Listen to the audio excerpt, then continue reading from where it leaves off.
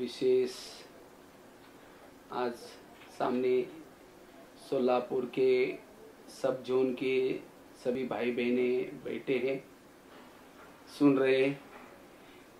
बहन जी सोमप्रभा बहन जी जब भी आते थे हमेशा कभी कहते थे आप कभी घर की तरफ आएंगे, उस साइड पर आएंगे चक्कर लगाना, लेकिन ड्रामानुसार थोड़ा सा बिजी हो गए इसीलिए नहीं आ पाए। तो एक दिन ऐसे संकल्प चला कि चलो क्यों ना आजकल साइंस की इतने अच्छे अच्छे साधन बने, थोड़ा सा जरूर सोलापुर के तरफ सभी भाई बहनों से उन साधनों के द्वारा आ करके मिलेंगे। तो इसीलिए आज विशेष बहुत अच्छा सुंदर टॉपिक उसके ऊपर हम चर्चा करेंगे। स्व उन्नति करने के लिए, स्वयं की स्थिति को शक्तिशाली बनाने के लिए क्या पुरुषार्थ करना है। वास्तव में अब हमें अपनी स्थिति को मजबूत करना बहुत जरूरी है, क्योंकि भविष्य में हमारी स्थिति ही काम आएगी। देख रहे हैं ना आजकल कोरोना की परिस्थिति आई, इन परिस्थिति पर जीत प्राप्त करने के लिए हमारी स्थिति पावरफुल चाहिए। जितनी हमारी स्थिति पावरफुल होगी उतना हम परिस्थिति पर विजय प्राप्त कर सकेंगे। इसलिए स्थिति बनाना हमें बहुत जरूरी है, क्योंकि अभी तो एक समस्या ही थी, लेकिन आगे चल करके अनेक प्रकार की समस्या आएंगी। लेकिन उन समस्याओं में पास होने के लिए हमें विशेष पुरुषार्थ करना है, अपनी स्थिति को मजबूत बनाना जरूरी है।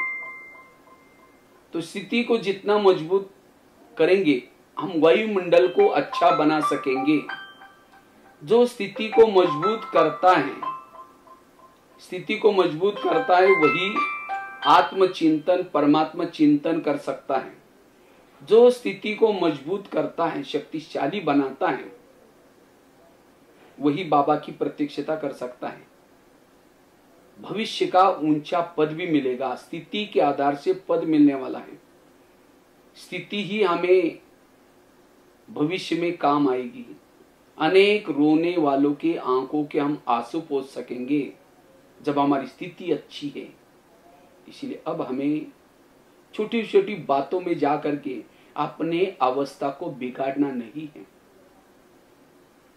और इसके लिए यह जो समय मिला था, जैसे बच्चों की परीक्षा नजदीक आते हैं तो एकदम आवाज ये सब बंद हो जाता है ताकि बच्चों को अच्छे मार्क्स। इसी तरह हमारी भी परीक्षा के लिए बाबा ने अपने आप को टाइम दिया है ये, इसीलिए ये टाइम भी हमें सफल करना और आगे भी हमें जैसे अब ये दो महीने से पुरुषार्थ किया, इसको ही अब हमें कंटिन्यूस पुरुषार्थ रखना है और ही तीव्र पुरुषार्थ करना है। इसे हमें अपनी स्थिति को बनाना है।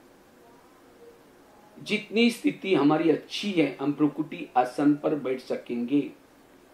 जिसकी स्थिति पावरफुल है, मजबूत है, शक्तिशाली है, वो आत्माभिमानी स्थिति में रह सकता है, अशरीरी स्थिति में रह सकता है। इसलिए सो स्थिति मतलब हमें अपने मूल स्वरूप का अनुभव करना, मूल आत्मा के रूप का अनुभव करना, इसको कहते हैं सो स्थिति मजबूत। लेकिन कभी कभी हमारी सो स्थिति बिगड़ती क्यों है, उसके कारण और निवारण इसके ऊपर चर्चा करेंगे। कैसे हम अपनी स्थिति को मजबूत बनाएं, कोई भी कारण आए उसका निवारण करें, समस्या का समाधान करें। स्थिति बिगड़ने का सबसे पहला कारण है देह का भान। जब हम पुरुषार्थ करते करते चलते चलते कभी कभी देह के भान में आ जाते हैं, तब हमारी स्थिति बिगड़ जाती है। इसलिए स्थिति को मजबूत करने के लिए हमें अशरीरी स्थिति, आत्माभिमानी स्थिति, इसका अनुभव अभ्यास करना है। जितना हम आत्मा के स्वरूप में टिके रहते हैं उतनी हमारी स्थिति पावरफुल मजबूत रहती है। इसलिए स्थिति को मजबूत करने का सबसे पहला साधन है आत्माभिमानी स्थिति, अशरीरी स्थिति, विधेय स्थिति। और ये हमारी विधेय स्थिति बनी रहे, इसके लिए बाबा ने जो अमृत वेले का योग हमें मजबूत करने के लिए, शक्तिशाली करने के लिए जो कहा हुआ है, उस नियमों का पालन करना है। अमृत वेला जितना हम यथार्थ करेंगे, लगन से करेंगे, उतनी हमारी आत्माभिमानी स्थिति बनेगी। और आत्माभिमानी स्थिति वाला परिस्थिति पहाड़ जैसी है, उसको कुछ भी नहीं लगेगी। जो आत्माभिमानी स्थिति में रहता है, परिस्थिति, निगेटिव परिस्थिति को पॉजिटिव में बदल सकता है, वो बुराई को भी अच्छाई में बदल सकता है। इसलिए अमृत वेला हमें करना है। इससे हमें आत्माभिमानी स्थिति, अशरीरी स्थिति रहेगी। इससे हमें सुख मिलेगा, वायुमंडल बना सकेंगे। जितनी हमारी आत्माभिमानी स्थिति है, इस संसार की बातों को देखते हुए भी हमारी न देखने की अवस्था रहेगी। आत्माभिमानी स्थिति में रहने से हमें अति इंद्रिय सुख मिलता है, और जिसको अति इंद्रिय सुख मिलता है वो कहीं भी आकर्षित नहीं हो सकता, ना संसार के तरफ, व्यक्ति के तरफ, वस्तु के तरफ आकर्षित नहीं हो सकता। उसकी स्थिति मजबूत बन जाएगी। इतना ही नहीं, हम जब आत्मा के स्वरूप में टिके रहेंगे, हमें किसी के दोष दिखाई नहीं पड़ेंगे, सब हमें अच्छे नजर आएंगे। इतने नहीं, इस आत्मा के स्वरूप में टिकने से हमारे अंदर सहन शक्ति, धैर्यता, शांति, सारे गुण आएंगे। और जिसके साथ गुण है, दैवी शक्ति है, वो है मास्टर सर्वशक्तिवान। उसके सामने परिस्थितियां कुछ भी टिकेगी नहीं। इसलिए हमें देही अभिमानी रहने का पुरुषार्थ करना है, और देही अभिमानी जितने भी रहेंगे उतना हमारी स्थिति मजबूत रहेगी। इतना ही नहीं, हमारे जो पुराने संस्कार है वो देही अभिमानी आत्मा के स्वरूप में रहने से वो जागृत नहीं होंगे। संस्कार जागृत कब होते हैं? जब हम देह के भान में आते हैं। इसलिए जितना हम आत्मा के स्वरूप में रहेंगे, टिके रहेंगे, विधेयी स्थिति में रहेंगे, उतना हमारी स्थिति मजबूत बन जाएगी, शक्तिशाली बन जाएगी। और इसीलिए बाबा ने पहला लेसन यही सुनाया, और वास्तव में अंत का भी वही लेसन है, जो पहला सो अंत का लेसन। और वास्तव में यही हमारा टोटल ज्ञान का सार है। देही अभिमानी बनना, अशरीरी बनना, विधेयी बनना। तो इसकी मेहनत करने, जैसे बिल्डिंग अगर उसका फाउंडेशन मजबूत है, कितने भी आंधी तूफान आए हिलता नहीं है। इसी तरह जिन्होंने ये आत्मा का लेसन पक्का किया, उसके लिए सारा दिन कितनी समस्या है। इतना ही नहीं, भविष्य में भी अनेक प्रकार के पेपर हमारे सामने आने वाले हैं, और उन पेपरों में पास होने के लिए हमें क्या करना है? ये देही अभिमानी, आत्मा अभिमानी स्थिति का पाठ पक्का करना है। मुझे लगता है कोई भी मुरली अगर हम उठा करके पढ़ेंगे, हर मुरली में बाबा कहते बच्चे आत्मा समझो, अशरीरी बनो। तो इसलिए अशरीरी स्थिति के द्वारा हमें जीवन में आने वाली परिस्थिति पर विजय प्राप्त करना है। और जब हम देह भान में आते हैं, तब संस्कार आते हैं, फिर हम दिल शिकस्त हो जाते हैं, दूसरे की कमी कमजोरियां दिखते हैं, मान अपमान की फीलिंग होती है। तब जाकर के हम वायुमंडल को भी खराब करते हैं। इसलिए कोशिश करके ये पुरुषार्थ करना, जितना देही अभिमानी स्थिति में रहते हैं, जैसे राम रावण का युद्ध चलता है, राम रावण का एक सिर काटता है, फिर काटता है, दोबारा जुड़ जाते हैं। विभीषण ने आकर के उनके कान में एक बात सुनाई है, ऐसा नहीं मरेगा, नाभि में तीर लगाओ। जब नाभि में तीर लगा तो रावण क्या हो गया? मर गया। इसी तरह जितना हम देह भान है हमारी नाभि, देह भान को छोड़ेंगे, आत्माभिमानी बनेंगे, तो हम भी रावण को मारने में लगे, कोई 2 साल से, 4 साल से, 6 साल से, लेकिन नहीं मर रहे हैं। क्योंकि हम क्या करते हैं? एक एक गला काटते, काम का, कभी क्रोध का। हमें आत्माभिमानी बनना है। आत्माभिमानी बनने से काम का भी गला कटेगा, क्रोध का भी कटेगा, सारे गले कटेंगे। इसलिए इस एक पुरुषार्थ से हम अपनी स्थिति को मजबूत करा सकते हैं। कहते हैं आजकल मेरा पुरुषार्थ ढीला हो रहा है। पुरुषार्थ, पुरुष मतलब आत्मा, रथ मतलब शरीर, मतलब मैं शरीर के भान में हूं, इसलिए मुझे यहाँ के का सब दिखाई सुनाई पड़ता है। मुझे यहाँ की बातें दिखाई सुनाई न पड़े, आंखें खुली है, कान खुला है, देखते हुए भी न देखने की अवस्था बनी रहे, कर्मयोगी की स्थिति रहे। इसलिए हमें इस पाठ को पक्का करना है। इसके लिए एक तो बताया अमृतवेला का योग, हमें सवेरे सवेरे 3 चीजें करनी है।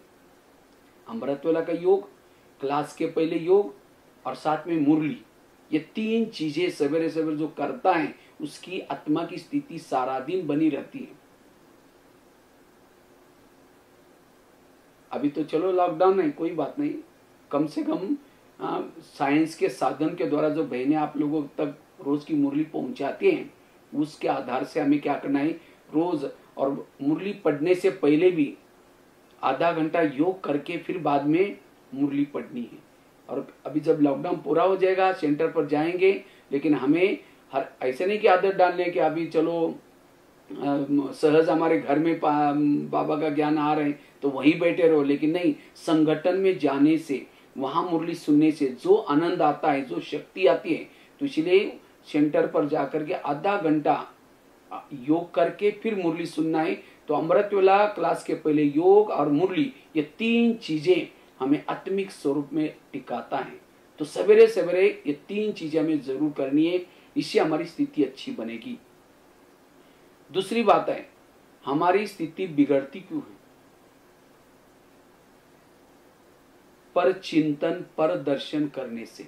इसलिए अगर हमें अपनी अवस्था को अच्छी बनाना है तो पर चिंतन, पर दर्शन से बचना है।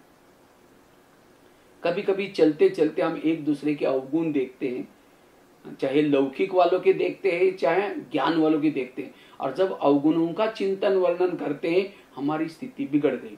क्योंकि हमारे मन में कहते हैं एक म्यान में एक ही तलवार रह सकती है, एक म्यान में 2 तलवार नहीं रह सकती। या एक तो चलेगा ज्ञान का चिंतन, या एक तो चलेगा व्यर्थ चिंतन। जब व्यर्थ चिंतन करेंगे ज्ञान का चिंतन खत्म हो जाता है। और जो सारा दिन व्यर्थ का चिंतन करता है, शाम को योग में बैठता है, योग में अनुभव नहीं होगा, स्थिति बिगड़ जाएगी। इतना ही नहीं, जो परचिंतन एक दूसरे के अवगुण देखता है वो वायुमंडल को खराब करता है। जैसे अगर किसी के घर में जाओ, उनके बच्चे भी बैठे, बाप भी बैठा है, बच्चों को कहेंगे बच्चा ठीक नहीं है, ऐसा है वैसा है, और बाप को कहेंगे आप बहुत अच्छे, आप कितने अच्छे हैं। बाप कहेंगे तुम यहाँ से चले जाओ, तुमने तो मेरे बच्चों की गिलानी की। हर माँ बाप को अपना बच्चा प्यारा होता है। इसी तरह सारे संसार के जितने भी लोग हैं, किसके बच्चे? बाबा के बच्चे, चाहे ज्ञानी हो चाहे अज्ञानी, और उनकी गिलानी करेंगे वो ऐसा है वैसा है। और शाम को योग में बैठेंगे, मीठे बाबा, प्यारे बाबा, आप शांति के सागर, दया के सागर। बाबा कहेगा तुम यहाँ से जाओ, तुमने तो मेरे बच्चों की गिलानी की। इसीलिए हमें कोशिश करके, हर एक का अपना अपना स्क्रिप्ट है, हर एक का अपना अपना पार्ट है। इसीलिए बाबा कहते हैं हर एक का अलग अलग पार्ट है। उन बातों का चिंतन हमें नहीं करना, देखते हुए भी न देखने की अवस्था, साक्षी होकर के रहना है। और जितना इन बातों से बचे रहते हैं, जो हमने सवेरे मुरली सुनी, उसका मुरली का चिंतन, पॉजिटिव चिंतन, सकारात्मक चिंतन चलता है, इससे हमारी अवस्था अच्छी बनेगी। अगर आपके घर में कोई कचरा लाकर डालेगा तो आप क्या कहेंगे? आपका बहुत बहुत धन्यवाद, रोज आया करो और जहाँ पूजा होती है वहां डाला करो, ऐसे कहेंगे। उसको तो भगाएंगे। लेकिन यहाँ कोई कचरे वाली बातें सुनाता है, व्यर्थ सुनाता है, तो हम क्या करते हैं? अच्छा अच्छा, और क्या हुआ? वो उठ के भी जा रहे, भाई तूने अच्छा और क्या हुआ? हाँ, उसके नजदीक जाएंगे। तो एक दिन अगर ये बातें सुनेंगे, दूसरे दिन भी वो आएगा, सुनाएगा। ऐसी बातें सुनते सुनते हमारा तीसरा नेत्र, बुद्धि रूपी नेत्र बंद हो जाता है। मुश्किल से 63 जन्म से भक्ति की, मेरा ताला खोलो, बुद्धि का ताला खोलो, खोला, और फिर हम परचिंतन ये करेंगे तो दोबारा ताला बंद हो जाएगा। इसीलिए फिर ना परम धाम दिखाई पड़ेगा, ना आत्मचिंतन होगा, ना परमात्मा चिंतन होगा। फिर ऐसे ही चल रहे निमिनाथ बन करके। इसलिए हमें व्यर्थ चिंतन से बचना है, पर चिंतन से बचना है। जो कोई सेंटर की, मधुवन की इधर उधर बातें सुनाता है, बाबा कहते हैं संग दोष है। वो भले ज्ञानी है तो भी कोई सेंटर की, भाई बहनों की इधर उधर की बातें सुनाता है, ये संग दोष है। उससे बच करके रहना। और जितना उनसे बच करके रहेंगे, अपनी स्थिति अच्छी रहेगी, योग युक्त स्थिति रहेगी, अवस्था अच्छी रहेगी। अच्छा, कोई आकर के क्यों सुनाता है? हम कहते हैं अच्छा अच्छा अच्छा, और क्या हुआ? जब शीर हिला करके सुनेंगे तो सुनाने वालों को इंटरेस्ट आता है। वो उठ के भी जा रहे, बैठो ना, चाय पानी पी के जाना, बताओ ना और क्या हुआ। इसलिए ये समय अब पर चिंतन करने का, व्यर्थ चिंतन करने का नहीं है। क्योंकि बाबा तो कई बार मुरली में कहा कि प्रकृति मुझे बार बार पूछते है, बाबा ये कब तक हम अपना काम चालू करें, लेकिन बाबा को रहम आता है, बच्चों ने अभी तक कुछ किया नहीं है, उनके खाते में थोड़ा कमी है, उनका कैसा भाग्य बने, उच्च पद प्राप्त करे। बाबा दया करता है और प्रकृति को रोकता है, लेकिन कब तक? आखिर बाबा ने तो एक मुरली में कहा था कि प्रकृति भी अपना मनमार्जी करना शुरू करेगी, फिर मेरा भी नहीं सुनेगी। इसीलिए आज मुझे जो जिंदा रखा है बाबा ने, किसी लिए? मुझे पुरुषार्थ करने के लिए, पर चिंतन करने के लिए, इधर उधर करने। बाबा उसका भी हिसाब बताएगा, तुमको तो मैंने उसी दिन ये रखा था, तो तुमने उसका कैसा प्रयोग किया। इसीलिए अब मुझे अपना समय ज्ञान का चिंतन, योग युक्त बनने के लिए, अपने विकर्म को विनाश करने के लिए, ज्ञान का चिंतन करने में, वायुमंडल बनाने में, ईश्वरी सेवा में लगाना है, व्यर्थों में नहीं। और अपनी अवस्था बनानी है। जिन बातों से अवस्था बिगड़ते हैं उससे बचना है। तो इसलिए पर चिंतन से बचना। बाबा तो कहते हैं मेरे अच्छे अच्छे बच्चे थे, ज्ञान योग अच्छा करते थे, सेवा भी बहुत करते थे, लेकिन वो आज है ही नहीं, चले गए। कहाँ गए, क्यों गए? क्योंकि उन्होंने एक दूसरे को देखना शुरू किया, पर चिंतन करना शुरू किया, और करते करते वो भावना बिगड़ गई। क्योंकि जिसकी बातें आप सुनेंगे, चाहे सेंटर की सुनेंगे, बहनों की सुनेंगे, कोई किसी की सुनेंगे, उनके प्रति आपकी भावना बिगड़ गई। और एक बार भावना बिगड़ी, व्यवहार बिगड़ा, वृत्ति बिगड़ी, दृष्टिकोण बिगड़ा, सब कुछ बिगड़ा। इसलिए ऐसी बातों से हमें बचना है। भावना और योग, इसका बहुत गहरा कनेक्शन है। एक व्यक्ति के प्रति भी अगर आपकी निगेटिव भावना है, निगेटिव भावना वायुमंडल को भी निगेटिव बनाएगी, दीवार का काम करते हैं। इसलिए हर एक के प्रति साक्षी बनकर के रहना है। एक बहुत सुंदर एक घटना में सुनाने जा रहा हूं। एक सत्संग चलता था, सत्संग में बहुत सारे लोग आते थे। तो एक दिन गुरुजी को एक शिष्य ने पूछा, गुरुजी मुझे एक वरदान चाहिए। तो गुरुजी ने कहा कौन सा वरदान चाहिए? कहता है मेरे बारे में सबके दिल में क्या चलता होगा ये मैं जानना चाहता हूँ। तो गुरुजी ने कहा ठीक है, मैं उसके लिए तुम्हें वरदान देता हूँ और एक छड़ी देता हूँ, मंत्री की डंडा। जब भी किसी के दिल में तुम्हारे बारे में कुछ चलता है, वो जानना है, उस छड़ी को दिल में रखना और उस व्यक्ति का नाम लेना, तुम्हें पता चलेगा। तो छड़ी दी, वरदान दिया, शिष्य चला गया। अचानक उसको याद आता है पहले मैं गुरुजी की चेकिंग करता हूँ। रास्ते में गया वरदान छड़ी लेके, तो अचानक उनको याद आया कि मैं गुरुजी की चेकिंग करता हूँ कि गुरुजी के अंदर मेरे बारे में क्या चलता होगा। तो वो रुक गया, छड़ी को दिल में रखा, गुरुजी का नाम लिया, थोड़ी सी छड़ी काली हो गई। जब छड़ी काली हो गई उसको लगता है अरे गुरुजी के अंदर मेरे बारे में कालापन है, तो इनको गुरुजी बना करके फायदा क्या? आश्रम में ना बंद हो गया। एक दिन हो गया, 2 दिन हो गया, 1 महीना हुआ। एक दिन गुरुजी उनके घर में पहुंच गए। क्या जी आजकल आप आते नहीं? नहीं जी गुरुजी आजकल थोड़ा मेहमान आते, मेरी तबीयत नाजुक है, थोड़ा बच्चों की भी परीक्षा है, खेती का भी काम है, ऐसा वैसा कुछ। गुरुजी ने कहा आप 6 साल से आश्रम में आते थे, आंधी आए, तूफान आए, कुछ भी हो जाए, अब हमेशा नहीं जी नहीं, जरूर कुछ बात है। कहा कि गुरुजी आपके अंदर मेरे बारे में कालापन है, जो छड़ी है ना उसे मैंने देख लिया, आपने जो दिया था छड़ी उसे देख लिया। गुरुजी ने कहा अच्छा ये बात है क्या, लेकिन आपने देखा कि आपके अंदर औरों के बारे में कितना कालापन है? कहा कि नहीं देखा। देखो छड़ी को दिल में रखा, अपना नाम लिया, पूरी छड़ी काली हो गई। गुरु की तो थोड़ी काली थी, लेकिन उसकी पूरी काली हो गई। थोड़ी सी सफेद भी मनने जा रही थी, तो अपनी काली देख करके, पूरी छड़ी काली थी, वो देख करके उस शिष्य को शर्म आई, सिर झुकाया। गुरुजी ने समझा, बताया कि कोई बात नहीं, मैं जब भी शुरू में आश्रम में आया था मेरी भी छड़ी पूरी काली थी, लेकिन मैंने तपस्या करते करते, सेवा करते करते, अब इतनी बच्चे वो तो मैं कर ही रहा हूं, लेकिन तुम मेरे को देकर के आश्रम में नहीं आओगे, जो तुम्हारी सफेद बन रहे वो भी काली हो जाएगी। फिर शिष्य कहता है गुरुजी आज मैंने बहुत सारी भूल की, मैं बहुत गलती की। गुरुजी ने कहा कोई बात नहीं, तुम कभी भी बड़ों की कमजोरी मत देखना, मैं तो पुरुषार्थ कर रहा हूं, दान पुण्य कर रहा हूं, सेवा कर रहा हूं, तो निकल जाएंगे, लेकिन तुम यहां नहीं आओगे, जो तुम्हारी सफेद बन रही 6 साल से वो भी काली हो जाएगी। तब वो शिष्य दोबारा क्षमा मांगता है और फिर रोज आश्रम में आना शुरू करता है। ये कहानी किसी और की नहीं, ये हमारी अपनी कहानी है। कभी कभी हम यहाँ ज्ञान सुनते सुनते योग करते करते जब शुरू में आए थे, हमारी छड़ी काली थी, पति थी, लेकिन जैसे यहाँ आए, ज्ञान योग किया, सेवा किया, करते करते थोड़ा सा सफेद बनना शुरू हो गया।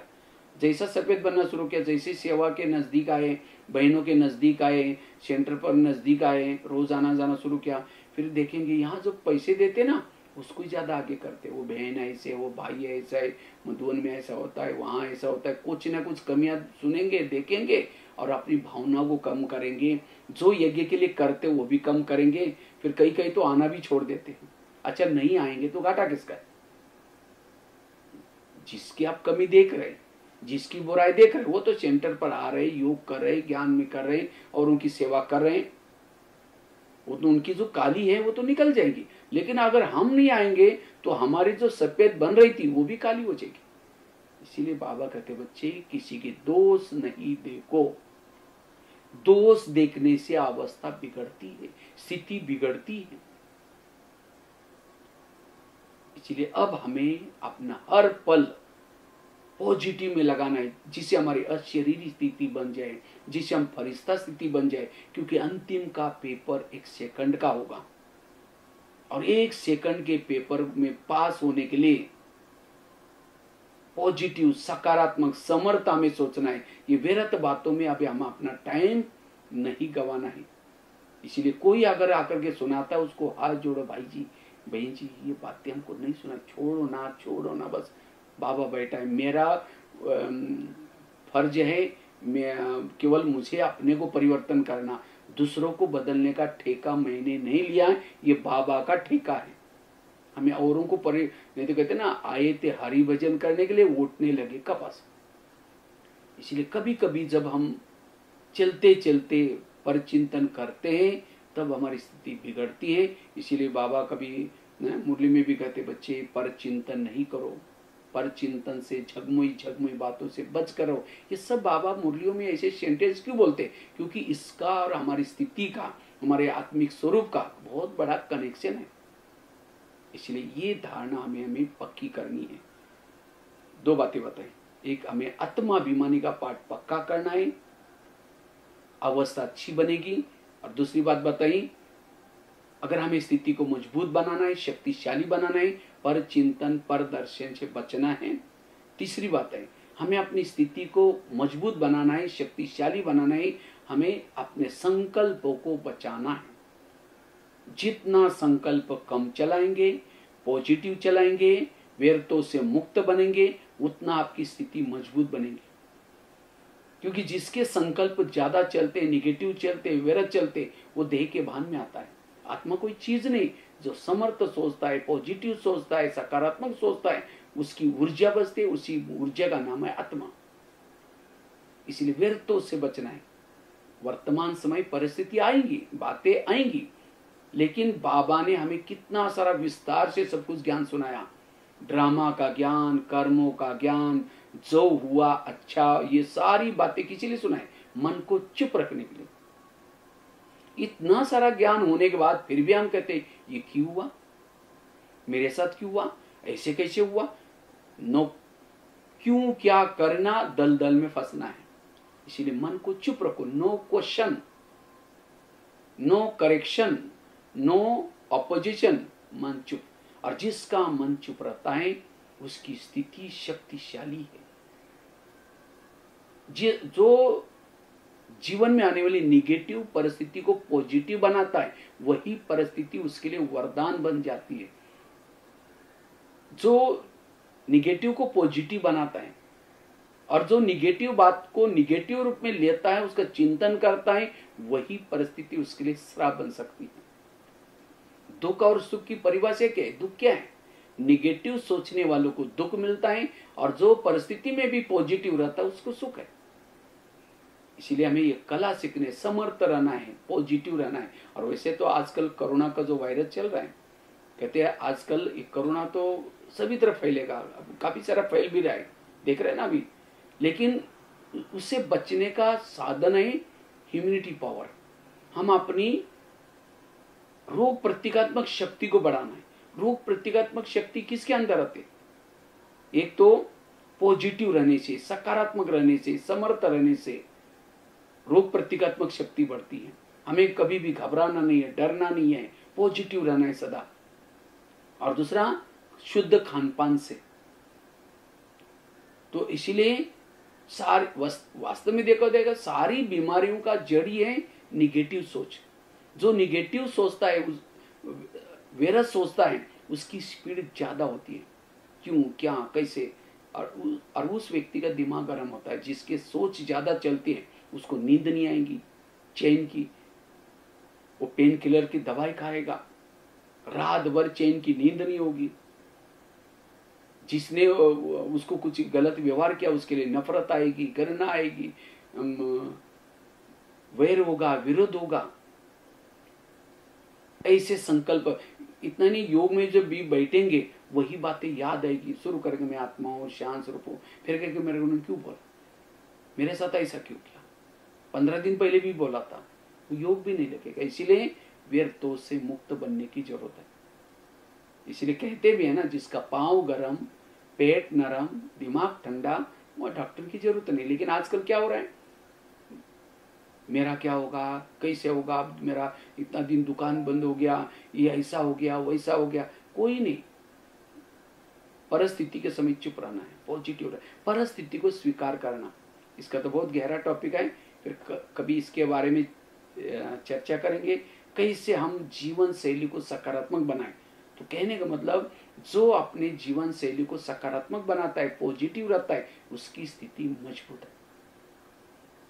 समझे, चलते चलते किसी ने गाली भी दी, पॉजिटिव लोग, गाली नहीं दी, मेरे पर गुलाब का फूल डाल दिया।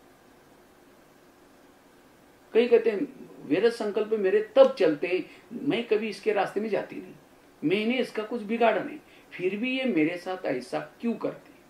टाली कभी एक हाथ से नहीं बजती, टाली के लिए दो अच्छे। अगर कोई मेरे साथ ऐसा वैसा करता है, इसका मतलब मैंने भी कभी किया था, भले ही जन्म में नहीं किया, कभी न तो कभी किया है। एक बहुत बड़ी संसार की सीक्रेट बात आपको सुनाता हूं।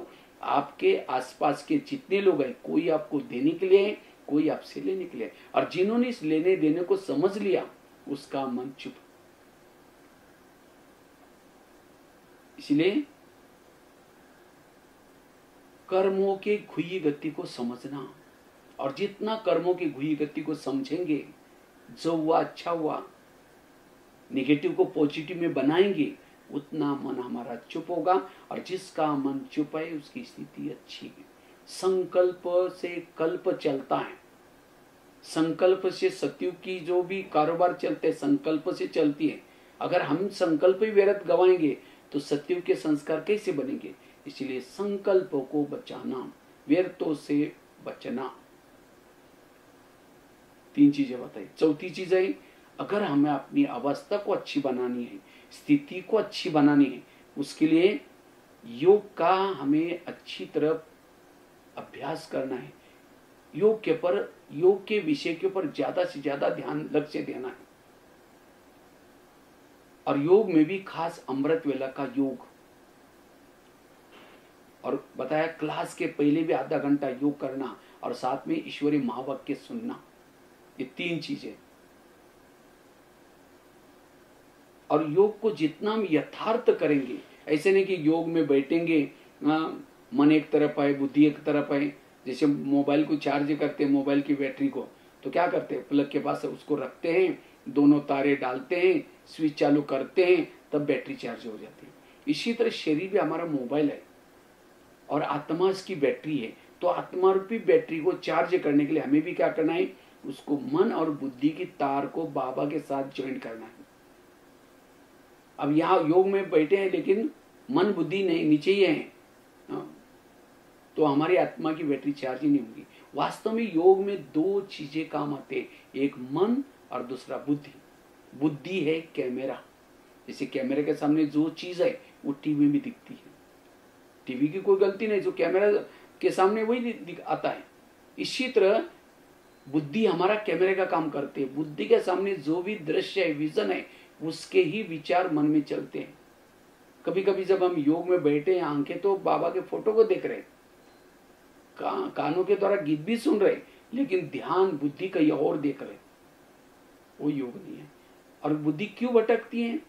क्योंकि हमने बुद्धि को सारा दिन या बुद्धि को जब योग में बैठे उसको बाबा की तरफ नहीं लगाया, सारा दिन निगेटिव सोचने से बुद्धि के ऊपर एक प्रकार की धूल आती है, और धूल वाली बुद्धि से वो परमधाम का दृश्य, परमात्मा का दृश्य नजर नहीं आएगा, विजन नहीं आएगा, अव्यक्त वतन का विजन नहीं आएगा। इसीलिए सारा दिन हमें ये दो चीजों की संभाल करनी है, मन की और बुद्धि की। और जिन्होंने मन की बुद्धि की संभाल की, जैसे कैमरा जब कुछ रिकॉर्डिंग करना होता है या फोटो लेना होता है, तब उसका लेंस खुल जाता है, अब काम पूरा हुआ बंद हो जाता है। इसी तरह हमें जो नहीं चाहिए, जो हमारी कोई काम की चीज नहीं, उन बातों के तरफ हमें ध्यान नहीं देना है। नहीं तो रास्ते में जा रहे, ये क्या करता है, वो क्या करता है, कोई फिर वही बातें हमें योग में याद आएगी। इसीलिए हमें कोशिश करके योग के लिए ये मन बुद्धि की संभाल करनी है। और योग हमें ज्वाला स्वरूप, जैसे योग में बैठते हैं तो स्मृति का स्विच चालू करके बैठो, बाबा ने मेरे पर क्या उपकार किए, बाबा ने मुझे क्या से क्या बनाया। और जितनी योग पावरफुल करेंगे, सारा दिन स्थिति अच्छी बनेगी। क्योंकि योग अच्छा करने से आत्मा की बैटरी चार्ज हो जाते हैं, और जब आत्मा की बैटरी चार्ज होगी, सारा दिन हमारे शरीर में वेव्स फैलते हैं, इससे हमारी अवस्था अच्छी रहती है, इससे हमें सुख मिलता है, शक्ति मिलती है, हम मास्टर सर्वशक्तिमान की अनुभूति करते हैं। इसीलिए योग तपस्या करनी है। तो एक तो बताया अमृत वाला का योग, क्लास के पहले योग, और रात को सोने से पहले भी 15-20 मिनट योग करके सोना, और साथ में नुमा शाम का योग, और उसके साथ में बीच बीच की ट्रैफिक कंट्रोल। इस तरह से योग के ऊपर जितना ध्यान रखेंगे, उतनी हमारी अवस्था अच्छी बनेगी। अवस्था बिगड़ने का कारण, हमें कभी कभी थक जाते, सोचते अरे बहुत योग किया, बहुत पुरुषार्थ किया, आज तो घर में दिन में नींद नहीं की थी, मेहमान आए थे, कुछ ना कुछ बहाना करके आलस आएगा, अमृत वाला मिस हो जाएंगी, स्थिति बिगड़ जाएगी। इसलिए स्थिति को बनाने के लिए तपस्या के तरफ ध्यान। तो कितनी बातें बताई? 4 बातें बताई। पहली बात बताई, अगर हमें अपनी स्थिति को मजबूत करना है, शक्तिशाली बनाना है, हमें विशेष अशरीरी स्थिति का, आत्माभिमानी स्थिति का अभ्यास करना है, देह भान को छोड़ना है। दूसरी बात बताई, अगर हमें स्थिति को मजबूत बनाना है, पावरफुल बनाना है, पर चिंतन की बातों से बचना है। तीसरी बात बताई, अगर हमें स्थिति को मजबूत बनाना है, शक्तिशाली बनाना है, उसके लिए संकल्प, व्यर्थ संकल्प से बचना, सदा समर्थ पॉजिटिव रहना। चौथी बात बताई, योग तपस्या के तरफ ध्यान देना। हम रोज कम से कम 2-2.5 घंटा बैठ करके योग करना ही है। कई कहते नहीं बहन जी हमको तो टाइम नहीं होता, मुरली सुनने के लिए भी टाइम नहीं होता, दुकान खोलना पड़ता है। दुकान खोलेंगे 1 घंटे में कितना कमाएंगे? 400-500। लेकिन सेंटर पर नहीं आएंगे, मुरली नहीं सुनेंगे, ज्ञान नहीं सुनेंगे, योग मिस करेंगे, कितना कमाएंगे? लाखों करोड़। आप कहेंगे लाखों करोड़ क्या ब्रह्मा कुमारी में पैसे देते हैं? पैसे नहीं, ज्ञान देते हैं।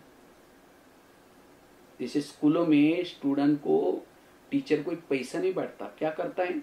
ज्ञान देता है। जितना वो बच्चा लगन से पढ़ता है, रोज आकर के पढ़ता है, उतना उसको मार्क अच्छी मिलेगी, फिर उसानुसार नौकरी भी मिलेगी, और जितना उसने लगन से पढ़ा, ज्ञान लिया, उतना उसको धन भी मिलेगा। तो ज्ञान को भी धन कहते हैं। इसी तरह ये अब रिटर्न जर्नी है, युग परिवर्तन का समय है। सतयुग, त्रेता, द्वापर, कलयुग, कलयुग पूरा हो गया, अब सबको वापिस परमधाम में जाना है। और इसीलिए बाबा ने ये प्रजापिता ब्रह्मा कुमारी ईश्वरीय विश्वविद्यालय खोला है। और इसमें जो रोज रेगुलर पढ़ता है, ज्ञान योग करता है, इसी स्थिति अच्छी बनती है, और स्थिति के आधार से भविष्य में हमारा पद होगा, भविष्य में हमारे पास जो भी प्रॉपर्टी मिलेगी, संपत्ति मिलेगी, वो स्थिति का आधार है। इसीलिए हमें रोज आकर के, भले वो दुकान खोलो, लेकिन 1 घंटे के लिए आकर के अपने ये 2 कान खोलना है। वो दुकान में कमाए हुआ चोर लुटेगा, आग जलाएगा, पानी डुबोएगा। अब देखा ना अभी बड़े बड़े देशों ने जो जो कुछ कमाया, इतना सब कुछ होने के बाद एक छोटी सी कोरोना की बीमारी आई, सारे रोड पर आए। ये सब बाबा ने तो पहले कहा, बच्चे इन आंखों के द्वारा जो भी कुछ तुम देखते हो, ये सब नष्ट होने वाला है, खत्म होने वाला है। क्योंकि अब रिटर्न जर्नी है, चलना है, तैयारी करनी है। साथ में क्या जाएगा, जो हमने स्थिति बनाई, जो हमारे जीवन में दैवी गुण धारण किया, जितना तन से, मन से, धन से सेवा करके औरों की दुआएं ली, ये सब हमारी प्रॉपर्टी ये साथ में जाएगी। इसलिए पेट को चाहिए क्या, 2 ही रोटी चाहिए, 2 ही रोटी। इसके लिए 2 रोटी कमाने के लिए हम क्या करते हैं, दूसरों को देखते, अरे इसका तो मकान बहुत बड़ा है, तो हम भी ऐसा बनाएंगे। फिर वो पैसा कमाने में लगे रहते, फिर ज्ञान योग के लिए बुलाएंगे तो नहीं, कहेंगे थोड़ा सा बिल्डिंग बन जाएंगे, उसके बाद आएंगे, फिर बिल्डिंग तो बन गई, फिर कहेंगे गाड़ी भी लेना पड़ेगा। हाँ, उसके बाद फिर धीरे धीरे ये, तो ये हमारी इच्छा ये हमें अच्छा बनने नहीं देती। इसलिए हमें कोशिश करके अब हमें अपनी स्थिति की तरफ ध्यान देना है, उपराम होना इस दुनिया से। ये तो अभी तो कोरोना ने तो घंटी बजाई, इसलिए अब हमें अपनी स्थिति को पावरफुल बनाना है, ज्ञान योग की तरफ अच्छी तरह ध्यान देना है। 5वीं चीज है, हमें अपनी स्थिति बिगड़ने का कारण क्या है। स्थिति बिगड़ने का कारण कोई व्यक्ति नहीं, कोई परिस्थिति नहीं, लेकिन स्वयं की ही कर्मेंद्रियां। जब हम कर्मेंद्रियों के वश हो जाते हैं, चलते चलते आंखों के वश हो जाएंगे, कान के वश हो जाएंगे, मन के वश हो जाएंगे, स्थिति बिगड़ गई। इसीलिए जो इंद्रियों को चलाता है उसकी स्थिति अच्छी। जिसको इंद्रिया चलाते हैं, मन चलाता है, सामने कोई आता है, मन कहता है बेकार है, इसके नजदीक नहीं जाना, इन्होंने हमको बहुत धोखा दिया है। मन अंदर सोचता है, आत्मा चुप होकर के सुन रहा है और उसे किनारा कर रहा है। तुरंत उस समय मन से बात करो, हे मन, जिसको भगवान कहते हैं मीठे बच्चे, और तुम उसके लिए बेकार बोल रहे हैं। तुमने तो मेरे आत्मा भाइयों की बुराई करते करते तुमने हमारी दुनिया बनाई, खबरदार अगर तुम उसके बारे में ऐसा सोचा तो तुरंत उसे बात करो। नहीं तो अंधा पीस रहा है, अंधा, और कुत्ता बैठ करके उसको खा रहा है। तो इसी तरह हम योग लगा रहे, पुरुषार्थ कर रहे, सब कुछ कर रहे, लेकिन सारा दिन आंखें गलत देख करके गंवा रहे, कान गलत सुन करके गंवा रहे, मन वेरत सोच करके गंवा रहे, और अब जमा कुछ भी नहीं। इसीलिए रोज इन इंद्रियों की चेकिंग करो। ब्रह्मा बाबा ने रोज अपनी इंद्रियों का दरबार लगाया, और उस दरबार लगाने से बाबा नारायण का पद प्राप्त किया है। चैरिटी बिगेन्स एट होम, अपने घर को सुधारो। घर मतलब लौकिक नहीं, ये शरीर आत्मा का पहला घर है। इस घर में रहने वाले क्या ज्ञान में चलते हैं, आंखें ज्ञान में चलती हैं। अगर आंखें ज्ञान में चलती, व्यर्थ क्यों देखती। अब योग लगाने के लिए थोड़ा भी बैठो तुरंत बंद हो जाती है। अगर वो ज्ञान आंखें ज्ञान में चलती, वो बाबा को देखती रहती। अगर मन ज्ञान में चलता, तो मन जब योग लगाने के लिए समय बैठते तो परमधाम में जाता, भटकता क्यों। इसीलिए कोर्स अपने कर्मेंद्रिय का करना है। कभी इस इंद्रियों का कोर्स करो।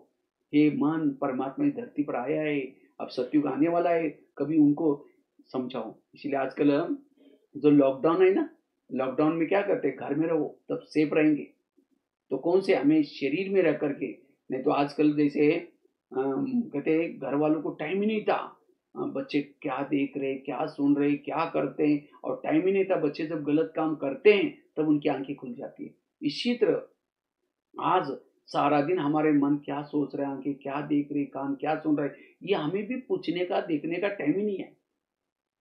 एक कहते हैं ना, इसीलिए अंधेरी नगरी चौपट राजा, टकेशर बाजी टकेशर खाजा। इस नगरी का राजस्व है, उसके अंदर जो चाहिए हो रहा है। वास्तव में विकार कहीं बाहर से नहीं आए, विकारों को प्रवेश देने वाले कौन, हमारी कर्मेंद्रिया। कान के द्वारा आई, ये आंखों के द्वारा। तो इसीलिए शरीर एक किला है, किले में कई दरवाजे होते हैं। कोई भी आता है, कहाँ जा रहे, क्यों जा रहे, किसी लिए जा रहे, पूछते हैं। इसी तरह कोई गलत चीजें देख ली तो तुरंत पूछो, हे आंखें, क्या ये मेरे लिए जरूरी है। हाँ, तुम जो इंटरनेट की कोई गलत चीजें देखते हो, क्या जरूरी है। इसीलिए तुम्हें मेरी ऑर्डर है, तुम्हें गलत नहीं देखना है। कान को पूछो। तो इसीलिए जब उनका अटेंशन रहेगा तब जाकर की स्थिति अच्छी बनेगी। और याद रखना है, अगर भविष्य में राजा बनना है, कौन बनेगा राजा, जिन्होंने अपनी इंद्रियों को ईश्वरीय नियम प्रमाण चलाया, वो राजा बनने वाले। इसीलिए इंद्रियों को अपने कंट्रोल में रखना है, रोज इसकी चेकिंग करनी है। तो कैसी चेकिंग करनी है? रोज अमृत वाला करके जब शरीर में आते हैं तो 5 मिनट के लिए अपने कर्मेंद्र से बातें करो। सबसे पहले बात करो कान से, हे मेरे कान, तुम मेरे इस राज्य के शान हो, अगर तुम ना होते मैं ईश्वरी महावाक्य कैसे सुनता। इसलिए कान तुम्हारा बहुत बहुत धन्यवाद, मेरा तुम्हारे पर बहुत विश्वास है और इसीलिए मैंने तुमको बॉर्डर पर रखा है। लेकिन मैंने तो तुमको विश्वास से बॉर्डर पर रखा है, लेकिन आजकल तुम मुझे धोखा देते हो, मुझे तो पता नहीं था। आज सवेरे में परम हितैषी मेरा दोस्त परमात्मा उनके पास गया था बुद्धि के द्वारा, उन्होंने तुम्हारे लिए कुछ इशारे दिए। तुम मेरा खाते हो, मेरे राज्य में रहते हो, मुझे धोखा देते हो। इसीलिए रात को सोने के पहले मैं फिर दरबार लगाऊंगा, उसके अंदर भी फिर पूछूंगा, अगर तुमने सारा दिन गलत सुना तुमको सजा दूंगा। और ये भी नहीं समझना मुझे कुछ पता ही नहीं चलता। मैंने शरीर भी किले के चारों तरफ से सीसी कैमरा लगाया, मेरा बुद्धि रूप नेत्र खुला हुआ है, मुझे सब पता चलता है तुम क्या सुनते हो। आगे चलो, आंखों के बसी आंखें, मुझे 84 जन्म में बहुत आंखें मिली, लेकिन तुम्हारे जैसे भाग्यशाली आंखें कोई नहीं मिली। तुम्हारे द्वारा मैंने सत्यम शिवम सुंदरम को देखा। क्या परमात्मा को देखने के बाद तुम्हारा पेट नहीं भरा? तुम संसार की व्यर्थ बातें क्यों देखते हो? अगर देखेगा मैं तुमको सजा दूंगा। आगे चलो, मुख के पास है मुख, तुम भी मेरे इस राज्य के शान हो, अगर तुम ना होते मैं ईश्वरी महावाक्य सुना करके वाणी सेवा कैसे करता। लेकिन कभी कभी तुम किसी का परचिंतन करते हो, किसी को अपशब्द बोलते हो, जिसे मेरा आत्मा भाई मेरे से रूठ जाता है। क्या तुमको मैंने इसीलिए रखा? हे पांव, तुम भी मेरे इस राज्य के शान हो, अगर तुम ना होते तो मैं सेवा करने के लिए कैसे जाता। भले ही मैंने मुख से भाषण किया, लेकिन आधी दुआ तुमको मिल जाएगी। हाथ ने कर्मणा सेवा की, आधी दुआ तुमको मिल जाएगी। क्यों? पांव सभी घुटने के ऊपर सभी इंद्रियों को उठा करके लेके आता है। इसीलिए कोई भी व्यक्ति घर में आता है उसके चरण छूते हैं, लेकिन कभी कभी यही चरण पर चिंतन करने के लिए भी लेके जाते हैं। पर चिंतन किया मुख ने, आधा पाप तो पाँव पाँव के ऊपर भी चढ़ा। कान ने सुना, आधा उनको भी विकर्म बना। इसका मतलब ये भी उससे मिला हुआ है। इसीलिए केवल आत्मा ज्ञान में चलने से नहीं चलेगा, ये इंद्रिया भी हमारे इस विकार पर जीत प्राप्त करने के लिए सहयोगी बनने की जरूरत है। इसलिए रोज इनकी चेकिंग करना, इनकी बातें करना। अगर नहीं सुना, सजा दो। कौन सी सजा? मतलब कोई कान को काटने वाली सजा नहीं, उसको दोबारा मुरली सुनाओ। मुख ने पर चिंतन किया है, उसको सजा दो। कौन सी? कल के दिन उसका कारोबार बंद। और जो अपने पर कंट्रोल करता है, क्योंकि माता बड़ी अच्छी है, ये बहन बहुत अच्छी है, ये भाई बहुत अच्छा है। अच्छा मतलब क्या? उसका अपनी इंद्रियों पर संयम है। और जो इस इंद्रियों पर शासन करता है वह है भविष्य का राजा। इसलिए अपने को बदलना, स्वयं को बदलना मतलब क्या करना? स्वयं को बदलने से दुनिया भी बदली हुई नजर आएगी, दुनिया भी बदलेगी। बैच पहन लिया, सफेद ड्रेस पहन लिया, ये ऊपर का परिवर्तन हो गया। इसलिए ये है स्थिति बनाने का पुरुषार्थ।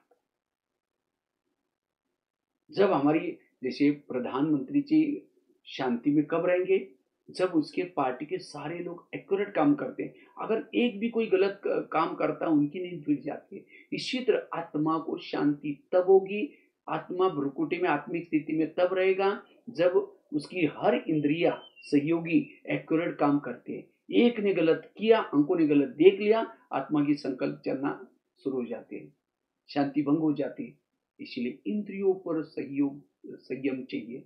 इसलिए रोज चेकिंग, सो परिवर्तन। इसलिए इन 5-6 बातों के ऊपर विशेष अगर ध्यान रखेंगे तब आप अपनी स्थिति को मजबूत कर सकते हैं। स्थिति में बिगड़ने के कारण है। और सहन शक्ति, लास्ट की बात, सहन शक्ति जरूरी है। अगर सहन शक्ति नहीं, सहन शक्ति बड़ी बहन है और बाकी शक्तियां उसकी छोटी बहन है। सहन शक्ति आएगी, बाकी शक्ति अपने आप आ जाएंगी। अगर आपके पास सहन शक्ति है, बाकी सारी शक्ति अपने आप आपके पास आएगी। थोड़ा भी निगेटिव सोचा, सहन शक्ति चली गई, सहन शक्ति गई, बाकी शक्तियां गई, दैवी गुण भी गए, अकेले रह देंगे, स्थिति बिगड़ गई। इसलिए हमें सब कुछ सहना यही गहना है। बाकी गहने पहनो या नहीं पहनो, लेकिन सहन शक्ति का गहना जरूर पहनना है। मराठी में भी कहावत है ना, टाकीचे घाव सोसल्याशिवाय देव पण येत नाही. और सहन शक्ति आने के लिए क्या करना है? निगेटिव बात को क्या बना दो, पॉजिटिव बना दो. मैं अपने जीवन की कुछ एक दो घटना मैं आपको सुनाता हूँ, कैसे मैंने उसको सहन किया. वो बात मेरे लिए वरदान बन गई. जब मैं दिल्ली में रहता था, मुझे इतना अच्छा मतलब ज्ञान सुनाने वगैरह नहीं आता था, हिंदी भाषा भी नहीं आती थी. तो एक दिन मेरे मन में आया कि मुझे किसी को ज्ञान सुनाना है. तो मैंने क्या किया, दो चार लोगों को बुला करके कुछ सुनाना शुरू किया. एक व्यक्ति ने कहा कि आप क्या कर रहे थे. मैंने कहा ज्ञान. कहते तुम्हारा काम नहीं, तुम कभी नहीं कर सकते, तुम ऐसे ही वैसे बहुत बोला नेगेटिव. तो उस समय अपने मन को स्थिर रखा. मैंने सोचा इनकी कोई गलती नहीं, शायद मेरे पास ज्ञान का स्टॉक नहीं है, बाबा मौका नहीं दे रहे. तब से मैंने सुनाना छोड़ दिया. रोज बगीचे में बैठता था, गमले पड़े रहते थे, गमलों को समझते हैं माताएं बैठी है, यूथ बैठे हैं, कुमार बैठे हैं. 6 साल तक, 7 साल तक गमलों को सुनाया. हाँ, और आज सुनाते सुनाते कहाँ 9,000 स्कूलों में, 900 जेलों में लेक्चर करके इंडिया बुक ऑफ रिकॉर्ड में. सहन किया. सहन करने से वो परिस्थिति आपके लिए वरदान बन जाती है. इसलिए हमें जीवन में आने वाली निगेटिव बात को क्या बनाना है, पॉजिटिव, और सब कुछ सहन करना है. सहन शक्ति से, जैसे मैंने कहा, आपके अंदर ह्यूमिनिटी पावर भी आई. आजकल लोगों को तनाव है, टेंशन. तनाव क्या है? मन में विचारों की भीड़, निगेटिव की भीड़. जितना निगेटिव चलेगा उतना तनाव आएगा. तनाव, तन में आना. तनाव को इंग्लिश भी कहते हैं टेंशन. टेन मतलब 10, सन मतलब बच्चे. पहले तो 2-4 है, फिर 10 पैदा होंगे. किसी के 10-12 बच्चे, माँ बाप शांति से बैठेंगे. एक आएगा कहे पापा मुझे कपड़े चाहिए, अब उसको भगाओ. दूसरा कहेगा पापा जी मुझे परीक्षा के भी देने. अब जितनी बच्चे उतनी समस्या भी ज्यादा. इसीलिए कहते हैं ना, छोटा परिवार सुखी परिवार. तो हमारे बच्चे कौन से? अनेक संकल्प विकल्प पैदा करेंगे. शाम को योग में बैठेंगे, वही संकल्प विकल्प आपको हिलाते रहेंगे. पापा जी, मम्मी जी. फिर क्या कहते, पता नहीं क्या होगा, योगी नहीं लग रहा है. योगी में पता नहीं क्या क्या विचार आते. भाई आपने पैदा किया, आपके बस नहीं आएंगे, किसी और के बस जाएंगे. इसलिए हमें सब कुछ सहन करना. अगर किसी ने कुछ बोल भी दिया, वो बुराई को अच्छाई में बदलो, पॉजिटिव लो. तब हमारे अंदर सहन शक्ति आएगी, और सहन शक्ति से ही अवस्था अच्छी बनेगी. आज सहन शक्ति की कमी, इससे हम डिस्टर्ब हो जाते हैं. बड़ा बनने के लिए सहना पड़ता है. आज बाबा ने सहन किया, शिव बाबा ने कितना सहन किया. कितना शिव बाबा की हमने भक्ति मार्ग में गिलानी की. हे भगवान तुम कुत्ते में, बिल्ली में, टिक्कर में, पित्तर में, आता ना मुरली में. लेकिन तो भी बाबा ने क्या किया. और किसने, कई बार कईयों को क्या लगता है, मुझे और कुछ बुरा नहीं लगता. जिसको मैंने पढ़ाया लिखाया बड़ा किया, वही मेरी बुराई करता है, मुझे नहीं पूछता, तब मुझे थोड़ा फीलिंग आती है. संसार का नियम है, जिसका भला करेंगे वही आपका बुरा करेगा. जिस बाबा ने आकर के हमें इतना पढ़ाया, ज्ञान सिखाया, योग सिखाया, देवी देवता बनाया, सतयुग में गए, उसको याद किया. सतयुग में बाबा को याद किया, भूल गए. इतना ही नहीं, द्वापर में जाने के बाद उसी को जिनने भला किया था, सतयुग में हमें को भेजा था, उनको ही ग्लानि कर दी. भगवान तुम कुत्ते में है, बिल्ली में, टिकर में. बाबा ने सुना नहीं होगा. और वो भी अकेले नहीं, माइक लगाया और उनको भी पड़ोसी वाले को बुलाया, आ जाओ हमारे यहाँ गाली देने का प्रोग्राम है. इसलिए बाबा ने सहन किया. और जब ऊपर से आता है, क्या किया, गाली देने वालों को गले लगाया. इसीलिए अगर हमें वर्तमान समय अपनी स्थिति को मजबूत करना है, सब कुछ सहन करना सीखना है. क्योंकि आप जैसे कहा ना, रिटर्न जर्नी है.